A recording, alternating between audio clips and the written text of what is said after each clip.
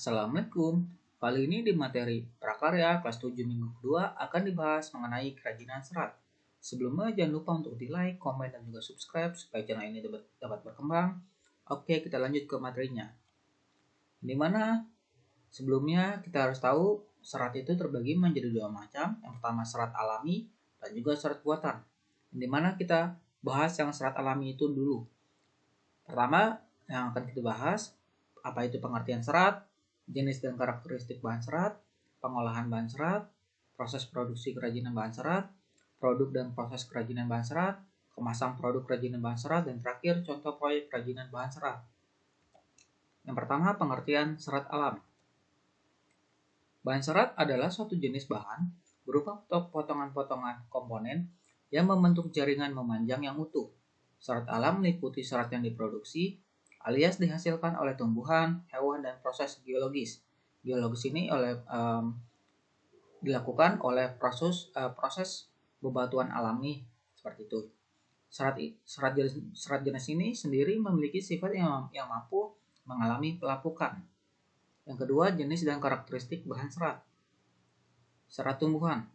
Karakteristik bahan serat alam yang menjadi perhatian adalah pada permukaan seratnya, seperti kehalusan, kekuatan, daya serap, dan kemuluran atau elastisitas. Serat yang berasal dari tumbuhan dapat diklasifikasi atau dibagi menjadi 4 macam, yaitu serat dari biji, yang dimana contohnya ini ada biji kapas dan juga biji kapuk.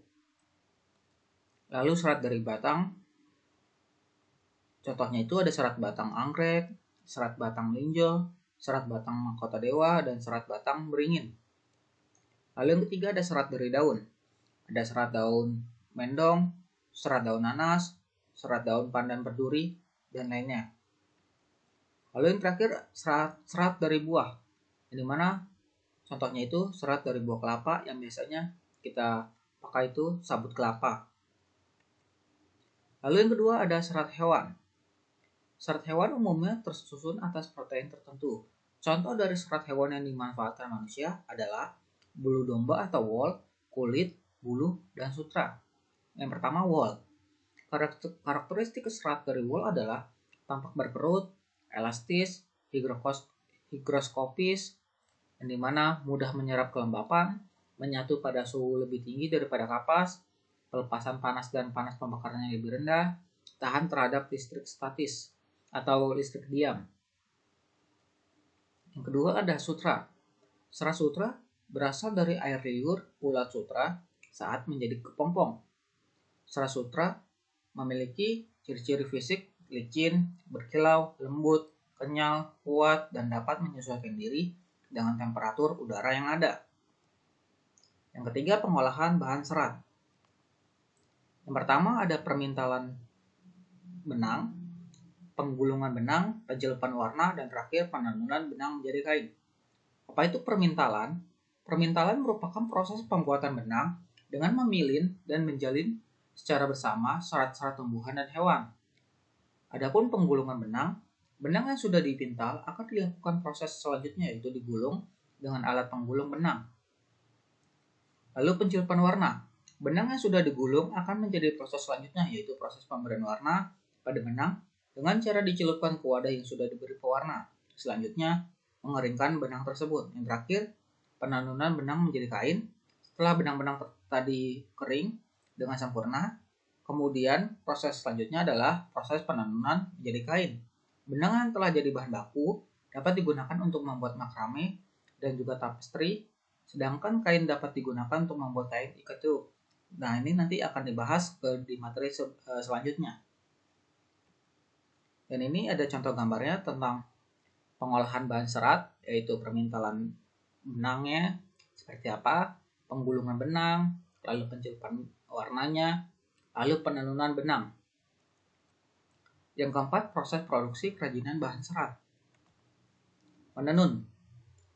Menenun merupakan proses pembuatan barang-barang tenun atau kain dari persilangan 2 set benang dengan cara memasukkan benang pakan secara melintang pada benang-benang lungsin atau benang lusi.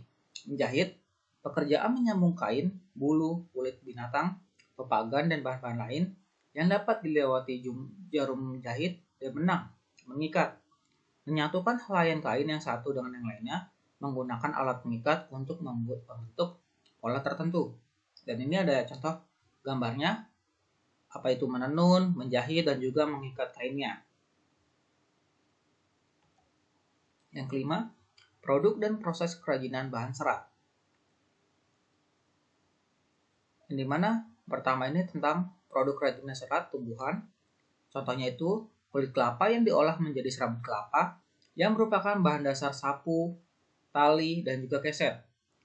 Contohnya di sini ada proses pembuatan keset dari bahan sabut kelapa, ada alat dan bahannya, dan juga proses pembuatannya.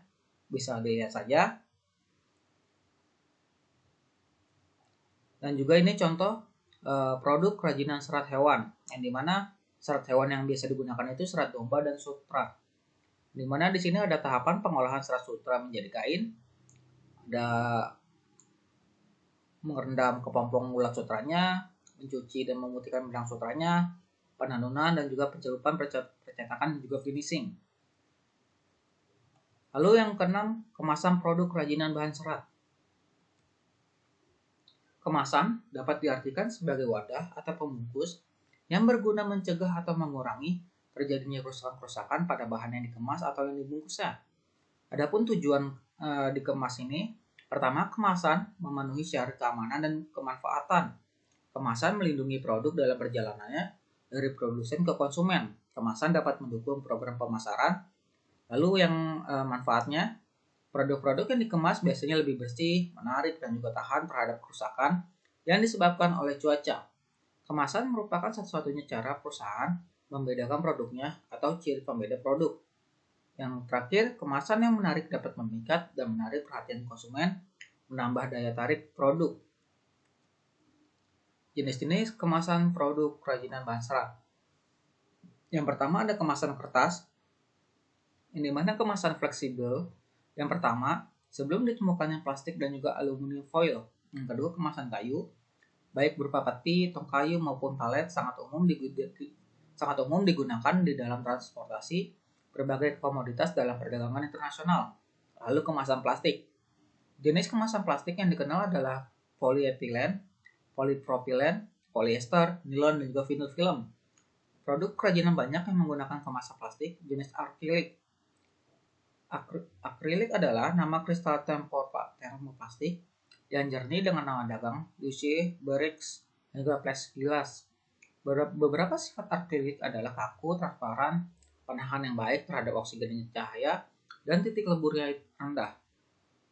Dan ini ada contoh gambar mengenai jenis kemasan produk kerajinan bahan serat. Ada kemasan dari kertas, dari kemasan kayu, kemasan plastik. Nah, biasanya kemasan kertas ini digunakan pada saat belanjaan seperti itu. Belanja-belanjaan di distro-distro menggunakan kemasan kertas. Lalu kalau kemasan kayu biasanya nih yang barang-barang elektronik, misalkan handphone.